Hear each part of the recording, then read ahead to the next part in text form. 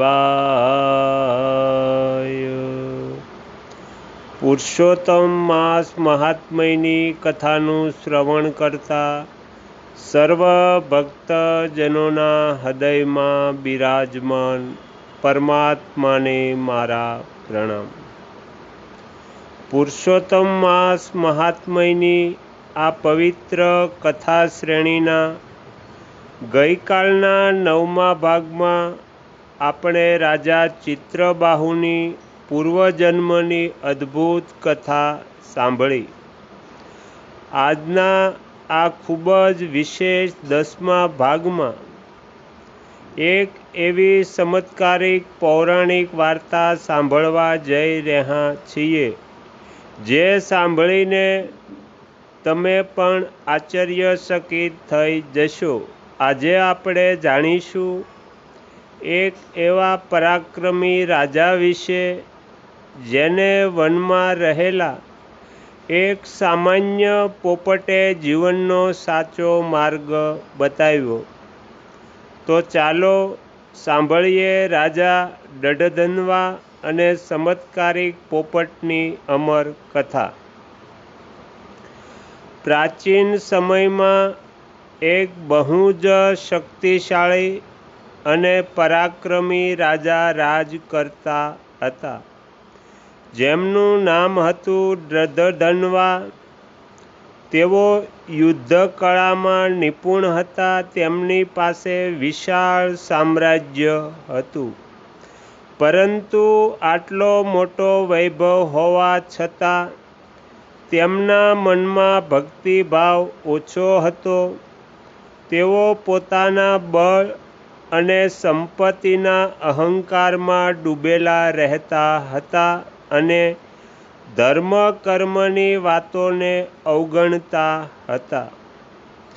એક દિવસ રાજા દડધન્વા પોતાના સૈનિકો સાથે શિકાર કરવા માટે એક ઘટાદાર જંગલમાં ગયા। તેઓ શિકારની શોધમાં પોતાના ઘોડા પર સવાર થઈને ખૂબ જ ઊંડે વનની અંદર નીકળી ગયા, જ્યાં એકદમ શાંતિ અને પવિત્ર વાતાવરણ હતું।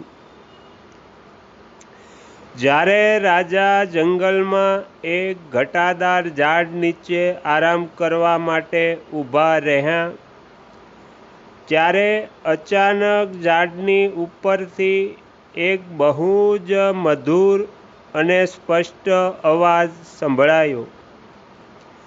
રાજાએ ઉપર જોયું તો ત્યાં એક સુંદર લીલો પોપટ બેઠો હતો।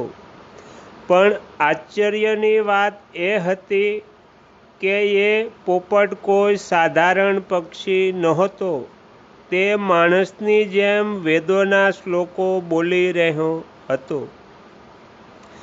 તે પોપટે રાજા દડધન્વા સામે જોયું અને કહે છે, હે રાજન, તું તારા રાજપાટ અને વૈભવના અહંકારમાં કેમ આટલો અંધ બની ગયો છે? પવિત્ર પુરુષોત્તમ માસ આવી ગયો છે, જે પ્રભુની કૃપા મેળવવાનો સૌથી મોટો અવસર છે।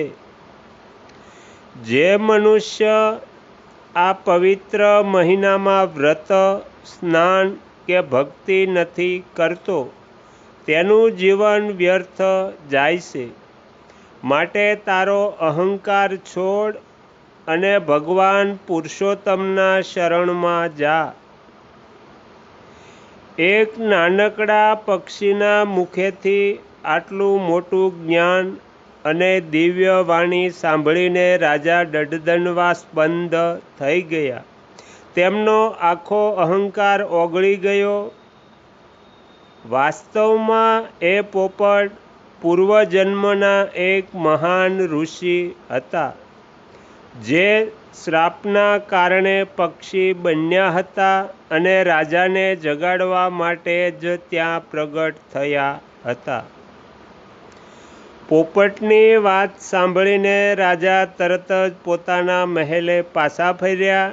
તેમણે તે જ દિવસથી વ્રત રાખવાની બ્રહ્મ મુહૂર્તમાં સ્નાન કરવાની અને ગરીબોને દાન આપવાની શરૂઆત કરી દીધી.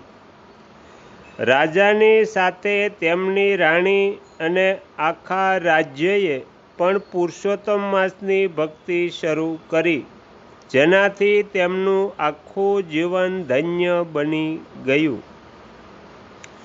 તો શ્રોતા મિત્રો, પુરુષોત્તમ માસનો મહિમા એવો છે કે સાક્ષાત કુદરત પણ આપણને પ્રભુ ભક્તિના માર્ગે વાળવા માટે નિમિત્ત બને છે, જેમ આ વાર્તામાં એક પોપટ બન્યો. માટે આ પવિત્ર મહિનાનો એક પણ દિવસ ભક્તિ વગર ખાલી ન જવા દેવો જોઈએ. તો આ રીતે પુરુષોત્તમ માસ મહાત્મ્યનો 10મો ભાગ અહીંયા સમાપ્ત થાય છે.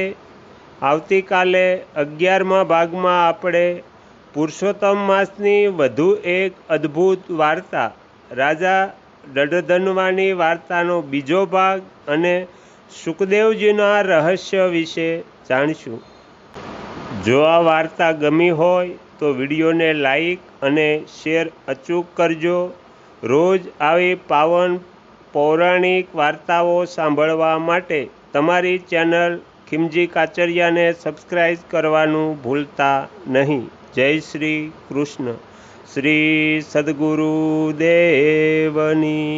જય. આગળના વિડીયો જોવા માટે આ ચેનલને સબસ્ક્રાઈબ કરો અને જો આ વિડીયો પસંદ આવ્યો હોય તો લાઈક કરો.